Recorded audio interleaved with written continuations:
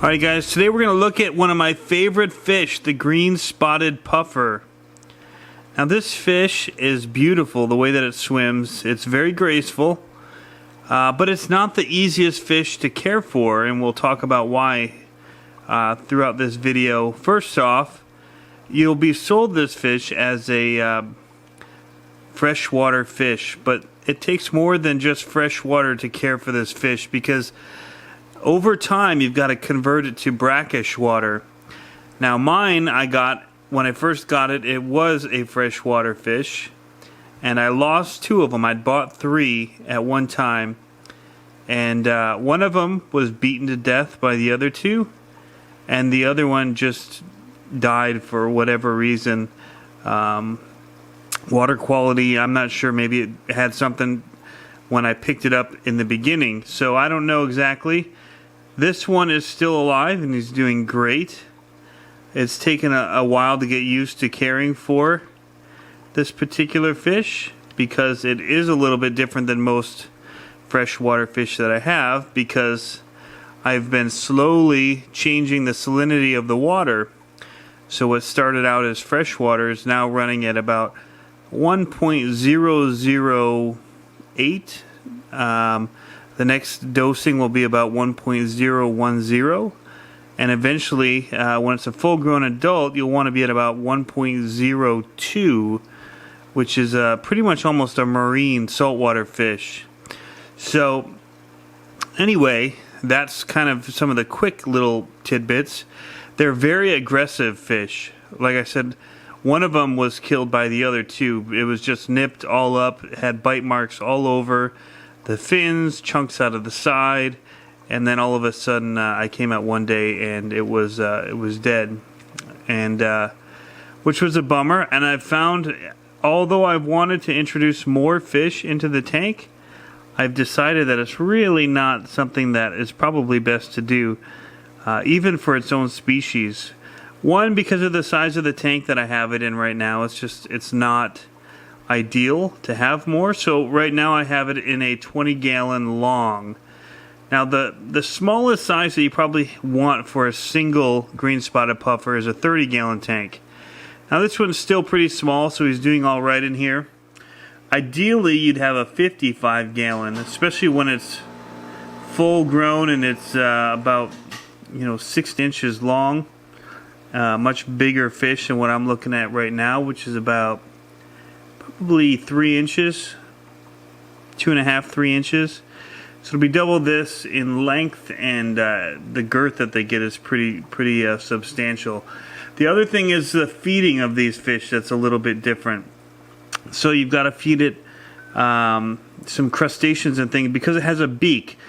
Basically the teeth in the front are very large, and if it does not have something to grind those teeth on, they will get so large that it can't even open its mouth to take any more food in. What I found though, however, with this fish is that I was giving it only freeze-dried krill, and it was going and it was biting on the rocks that I had in the tank. So the teeth were still staying, relatively good size. It can open its mouth, as you can see here. It's closing it, but it can open to be able to take in more food. The other things that I feed it are some mysis shrimp when I'm feeding the saltwater tank. But the best thing that I've actually found as an easy way to give the fish something, especially at this smaller size where it can't take in a snail, and I can't find a stock of snails small enough, and have not had much luck growing them on my own, is this clam on a half shell. And you can see it's showing different puffers, some Toby puffers for saltwater. But I'll open this up and I'll throw one in there so you can see what it does when it drops in there. Alrighty, so there is a clam on a half shell. And basically it really is just what the name says, it's a half of a shell. And so I'm going to drop this in there, and you'll get to see him feast on this thing once he realizes it's in the tank. Dun-dun, dun-dun. It's like Jaws. There he goes. He'll really start to tear into this thing. But along the way, he'll bite on the shell as he's grabbing for it, and that'll help to grind down or file down those teeth in there. And so that's really good for it. Now, the nice thing about the krill, when I put it in, it floats on the top. I don't break it apart. And so the current in my tank makes it move, so it feels like it's stalking. So you'll watch him stalk the moving krill when I throw it in. And so that's just one other way to give it a little bit something different in its feeding habits.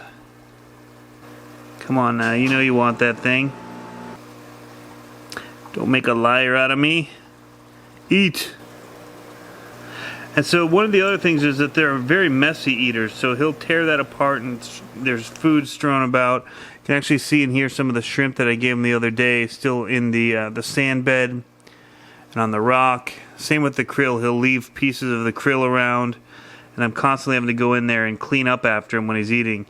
So I change the water once a week. I do about a third of a water change because it does get so dirty. I'll get rid of some of the algae that may have grown first on the walls, and then I'll go ahead and I will change out the one of the filters back there. You can see I've got a foam filter, and so I'll clean one of those out, and then I've also got a hang on back filter here. So double filtration, but it's also giving the water 2 points of movement, so really helping to keep the water moving. And looks like he's not going to go after this clam, which is crazy. He always loves the clam. Other points of interest to note about these is that plastic plants are ideal. Again, they tear things up with those that beak of theirs, the teeth, and so you want to have something that will not get thrashed about by him or totally destroyed. So I have different rocks in here that I move around, move the plants around to try and give it a new environment to be in whenever I do the water changes. One of the other things to note about them is that their bellies will change color. So right now it's a white belly, which usually is a good sign that he's happy and everything is good and content, not stressed out. And it'll get a darkening of the belly when it gets stressed, when the water isn't up to his standards, or actually sometimes it's not a bad thing, it just means that he's full. So we're not seeing any of those actually right now, even though he's hiding, because I think we scared him a little bit. But the colors in person really jump out. The green on his back is metallic with the black spots. It's just really stunning fish.